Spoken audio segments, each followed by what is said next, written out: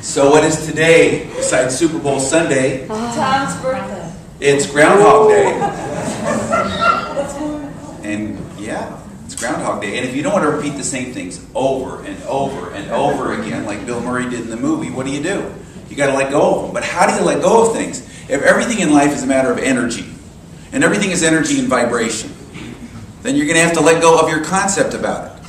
You know, you can't change the events in your life that happened in the past. And you can't even necessarily change the things that are happening out there.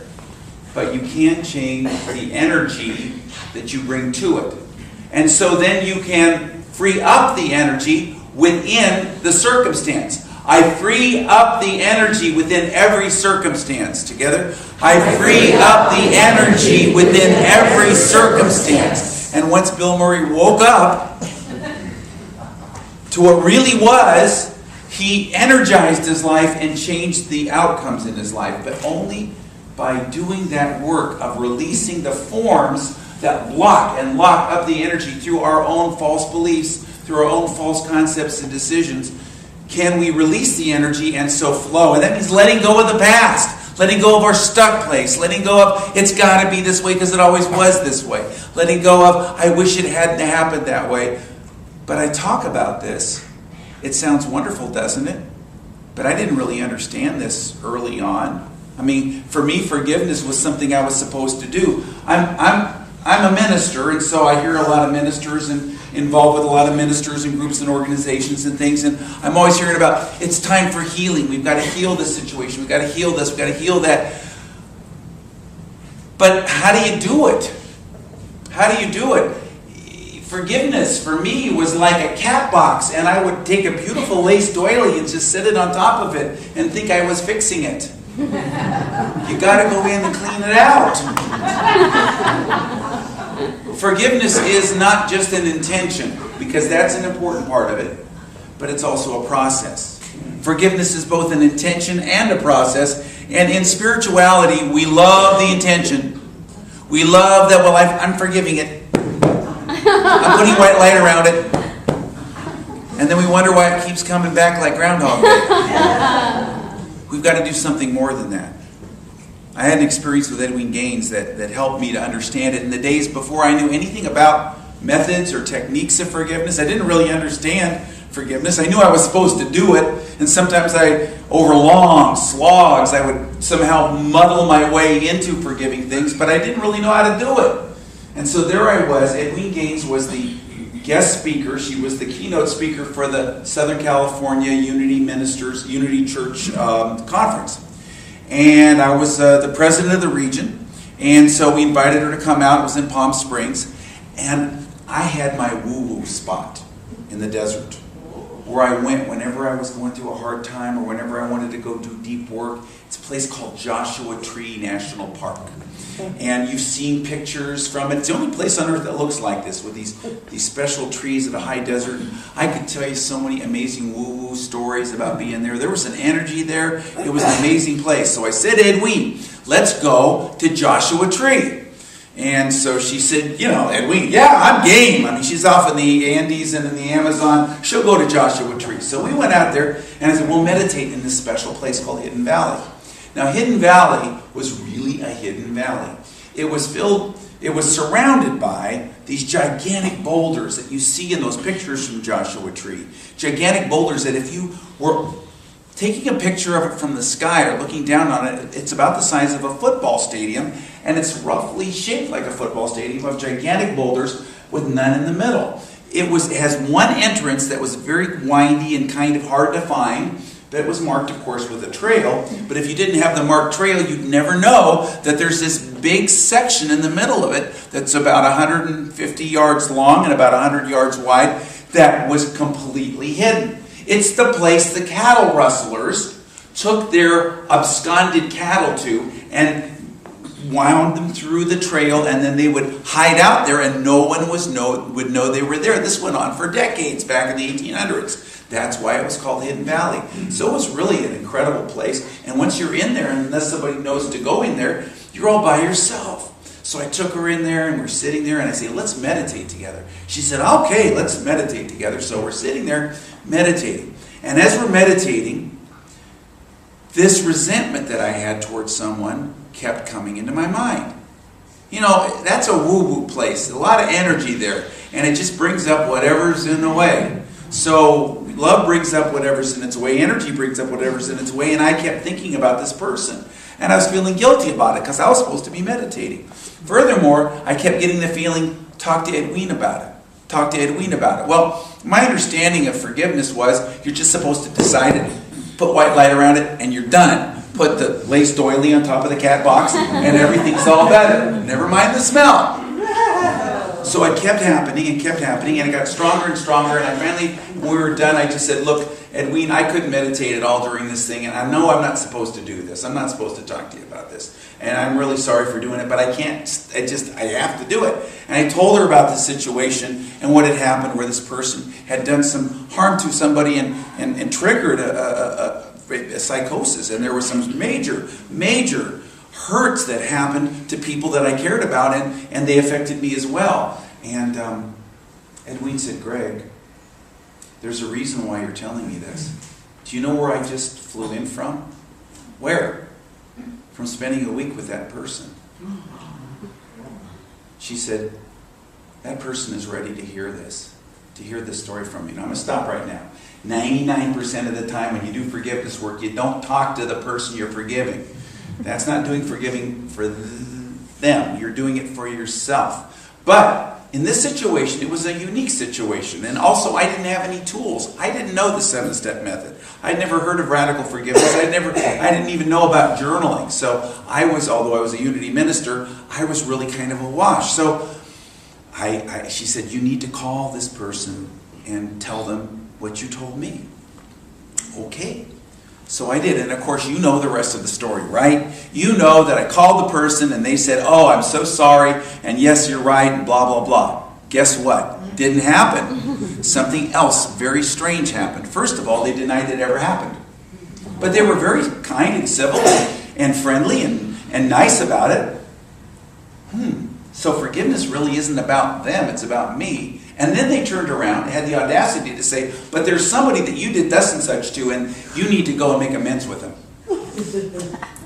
I had a choice in that moment. First of all, I realized, oh my gosh, I had never meant any harm to this person, but they were right. I had done something without intent that had really caused some harm to another person. And that I could do this. And I realized it isn't about them, it's about me. So I called this other person, and they were gracious, and they made amends. I made amends with them, and they were very gracious and received it. And it was a very positive and powerful experience. And that person never acknowledged what happened. But guess what happened? I only saw the person 2 or 3 more times after that. I had no energy on it at all. I'd let it go. Now, you don't have to go through that particular process. Please don't go through that particular process. Because it, most of the time, is really the unwise thing to do, to confront another person that you're trying to forgive. That's just laying your trip on them. But in that situation, it was a powerful and healing experience for me.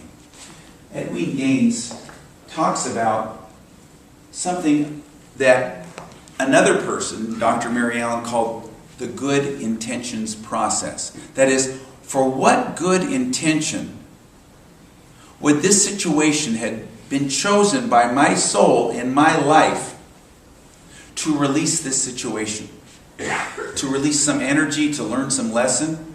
And that's a powerful thing. It's very difficult for many of us to get our minds around. My old mentor, Dr. Mary Allen, who's a psychiatrist in California and a member of my church, she's passed on many years ago, would work with maybe 1 out of every 5 of her patients who were ready to do this or could accept it. But to ask the question, for what good intention did my soul choose this? Edwene Gaines had this kind of process, not using that title, but with a teacher of hers. She had had a horrendous childhood, and she was telling her story for the umpteenth time, and the person challenged her on it and offered the possibility of shifting the energy of it by framing it in a new way, not giving license to the people or letting them off the hook or deciding that everything was all fine with the other person, but rather looking at it differently in an empowering way. He said, okay, here's your new story. Try this one on for size and see if it works for you. You came onto this planet to be a woman of power, right?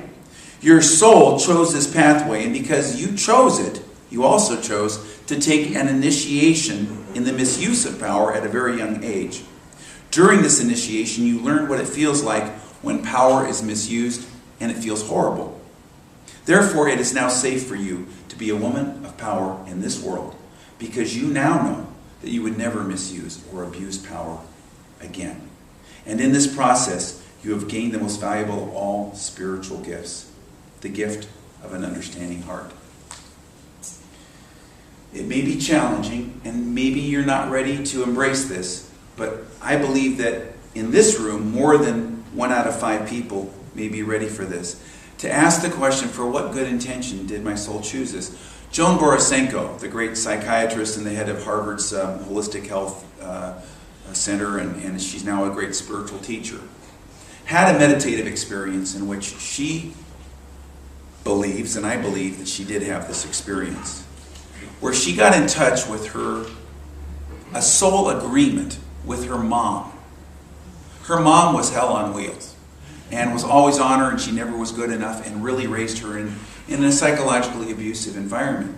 And so she, in this meditation, asked her mom's soul, and her mom, I believe, had passed on at that point, for what reason, what good intention. And she got in touch with a realization that sometime before this lifetime, they made an agreement together in which her mom was going to play this role to spur her into wanting to show her and outperform herself to do these great things, because her mom never accepted the fact that she was a psychiatrist, because she was supposed to marry a doctor.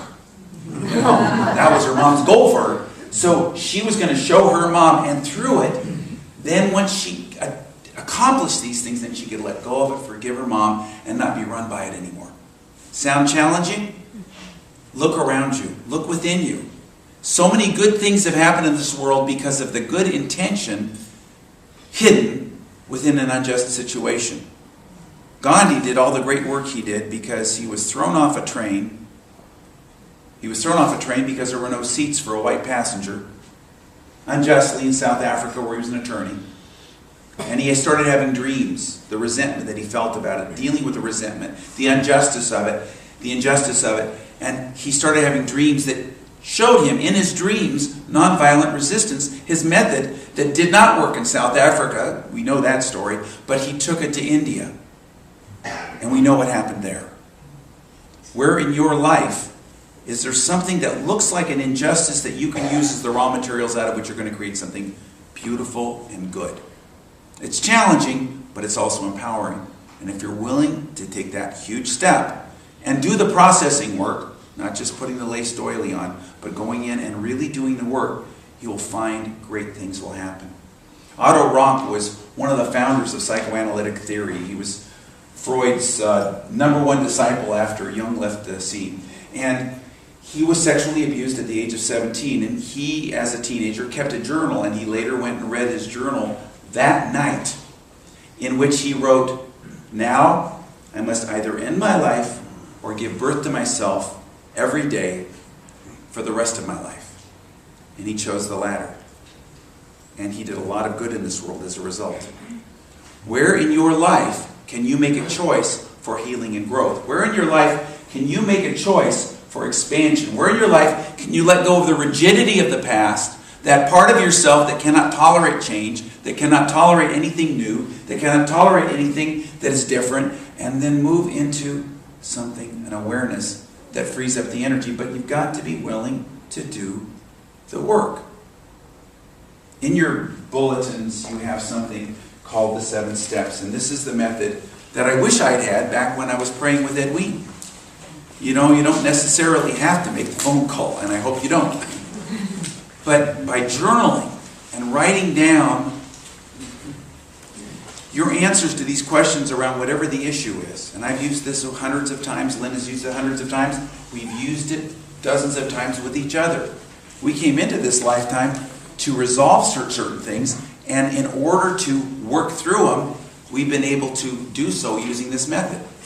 There are people in your life that you have drawn into your life experience in order to move past the limitations that your soul has had.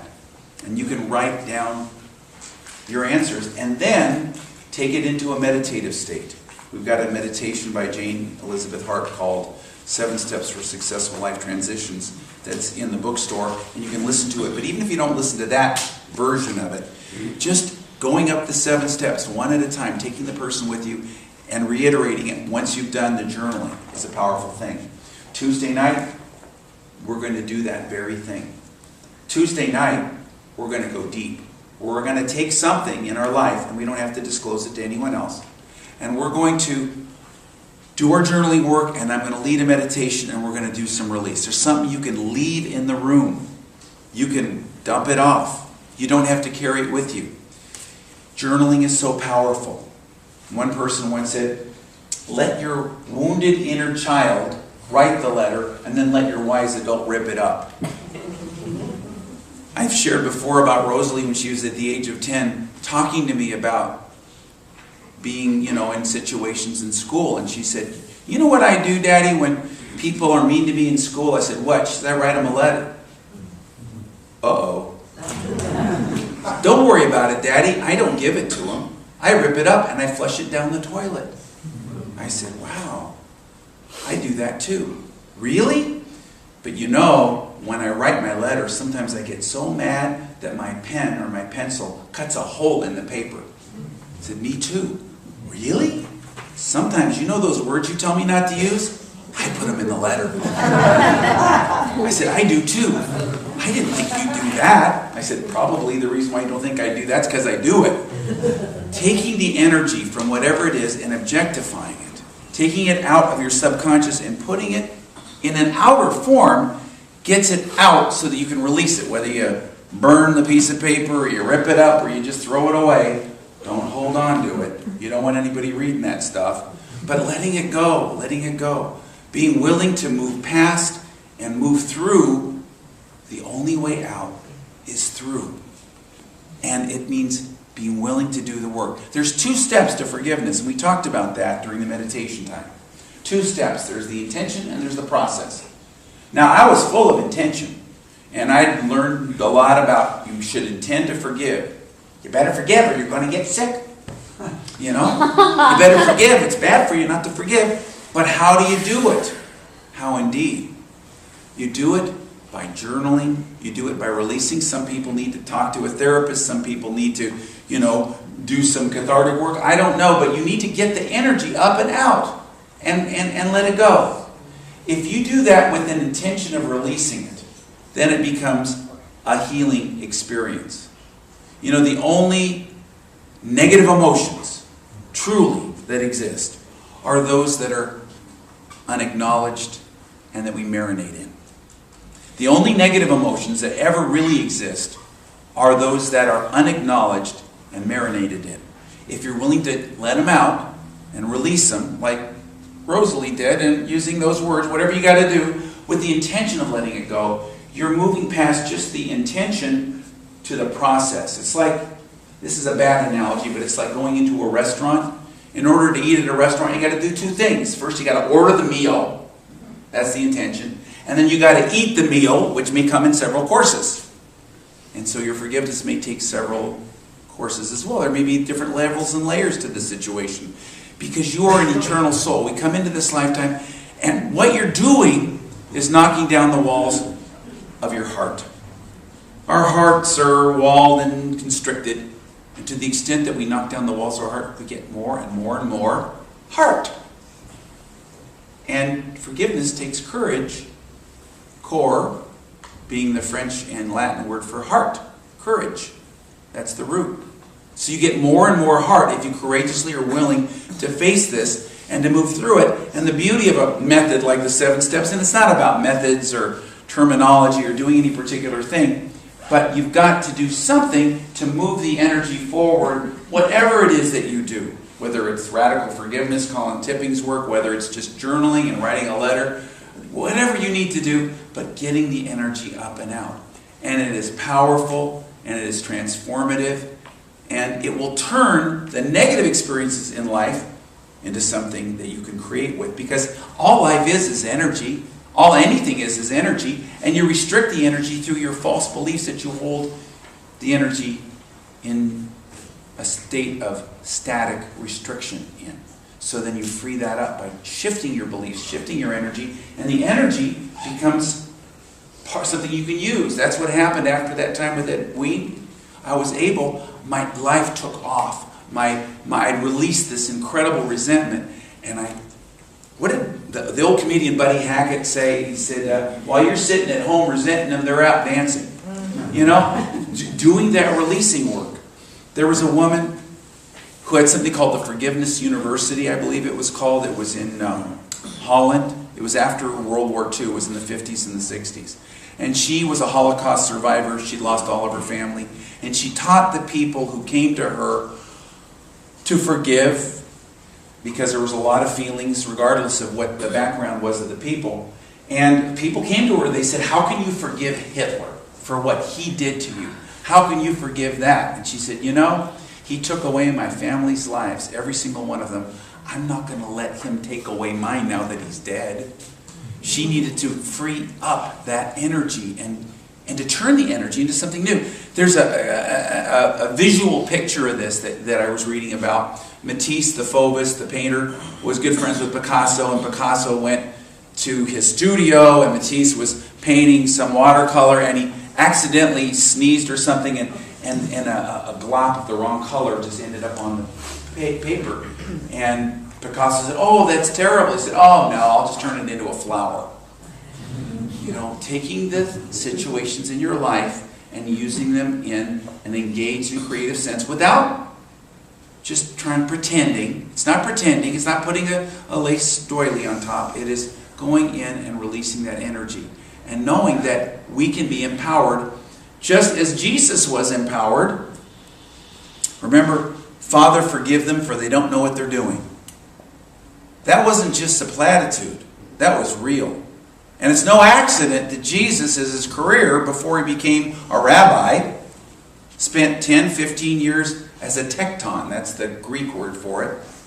We mistranslate that as carpenter, but he wasn't a carpenter, although he did carpentry work. He was an architect, an engineer, a contractor, a carpenter, a designer. He was all those things. A person who took the raw materials of something and through his creative imagination created something that was a benefit to others. And that is, I think, an analogy for his whole life. And so for you, what can you take and use to move your life forward for the benefit of others and for the benefit of yourself, and to move your life in a new direction and to free your life? You cannot control what everybody's done to you. You cannot control all the circumstances in your life that even are existing today. But you can control one thing, and that is the energy that you bring to it, the thought that you bring to it, and you can free up that energy and that thought.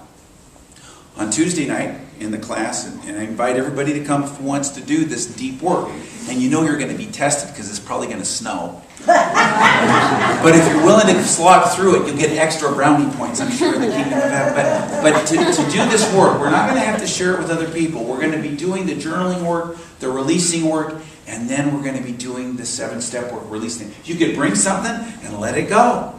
That doesn't mean that you aren't going to have something later on that'll come up about it, because there are levels and layers to it. I heard Jean Elizabeth Hart saying, forgiveness is like an onion. There's levels and layers, and it makes you cry. You know? And so there are levels you will have to work through, but you can do a tremendous work, because it starts with the intention, and then it has to work through the process in order for that to happen. Edwene Gaines defines forgiveness beautifully at the beginning of this chapter. An unwillingness to forgive is like stabbing ourselves with a knife and expecting the other person who did us wrong to feel that pain. Forgiveness is not something we do for the sake of another person. Forgiveness is something we do for ourselves. It's an emotional house cleaning. It helps us to make room for the good that we desire. So it's like a roto-rooter. It opens up the channels of good. It opens up our capacity of our heart to give and receive love, whether that love is in the form of healing or prosperity, peace of mind or spiritual awakening. This is one of the most powerful steps and stages to your healing journey.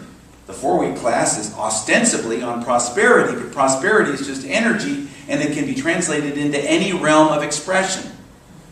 And as you release this energy, as you free up this energy, you'll find you have a greater capacity for good. So, we're going to set an intention. And there's an exercise at the end of this chapter that we're going to use here in this meditation, in which we're going to set an intention. We're not going to do the deep processing work because we don't have time to do that here. We're going to do that on Tuesday, and we can take the questions home and do some deeper work. But we can begin the process by making a decision in different areas of our lives to frame things in a different way, to use things in a different way, to learn things in a different way, and to move past the restrictive energy of the past. So, what I want to invite you to do is to just take a deep breath, set down any papers you have, and fill in these blanks in this exercise according to your own understanding with a very light heart. You don't have to be too deep about it. Just get in touch with something that you intend to release and to hold differently. So again, take a deep breath and let it out. And be prepared to set a powerful intention. God, we are open and receptive to setting a powerful intention and to seeing through the process of healing.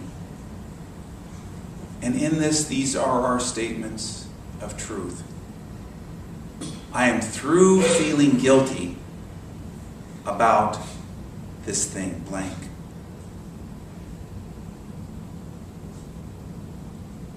I am over feeling sorry for myself about this thing, blank. What is it?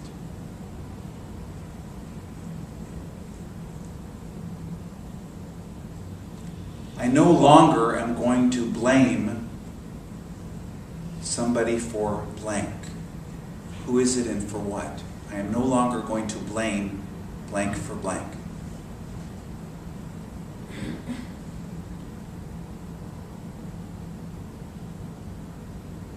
I am finished with all sadness about blank.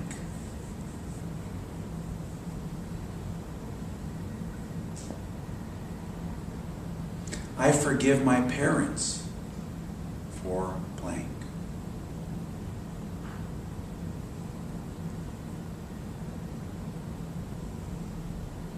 I release all suffering around blank.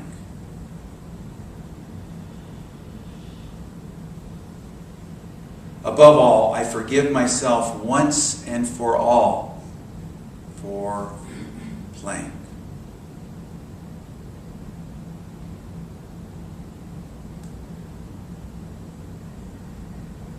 It is done. Thank you. Thank you. And so it is. I want you to take a deep breath and let it out. Set aside any papers you have in your hands and move into this time. We're going to do something different today. We're going to take something we want to let go of. Knowing that all events and relationships, all concepts that we hold and all feelings are really a form of energy. We're going to shift our energy around something in our life. And so we're going to do some declarative affirmations silently. And I'm going to speak them aloud around something you want to release. So take into this circle of love and light someone, something. And this is a powerful time where through your intention you will begin the process of releasing this energy and freeing it of any restrictive bonds. Thus opening up to a greater, more energized life flow. Take that something or someone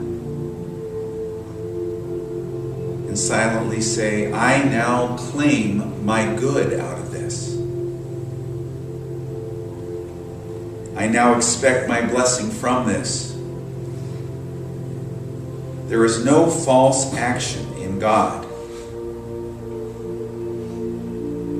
God is now the source of all my good. I am lifted up out of my old consciousness. I am being pulled up into my new sense of being. I am being lifted up into my new mind. My mind is not going to limit God. This too is God. This too is good. And I demand to see the blessing in it.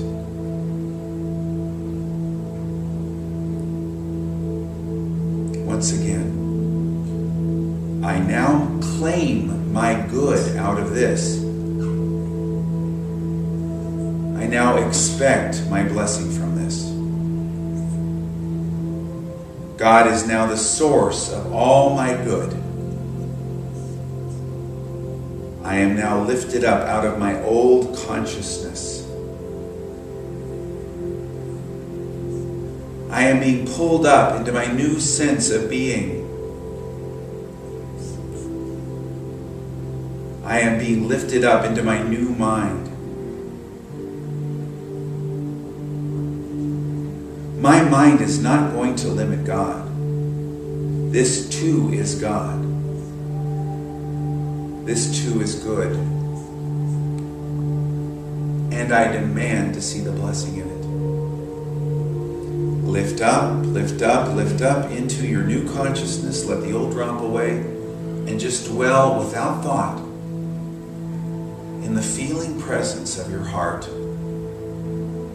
Dwelling in this now moment.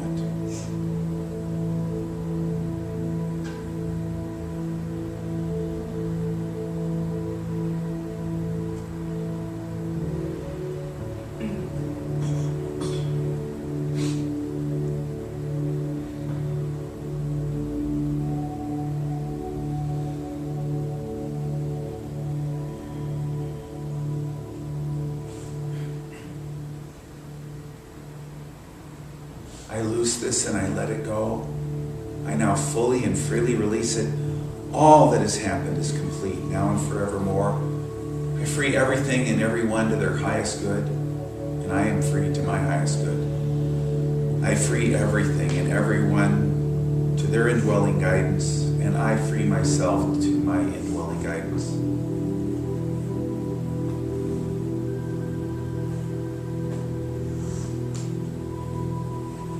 I loose it and I let it go. I fully and freely release it. All that's happened is finished, complete, now and forevermore. All that has happened is complete. All that has happened is complete.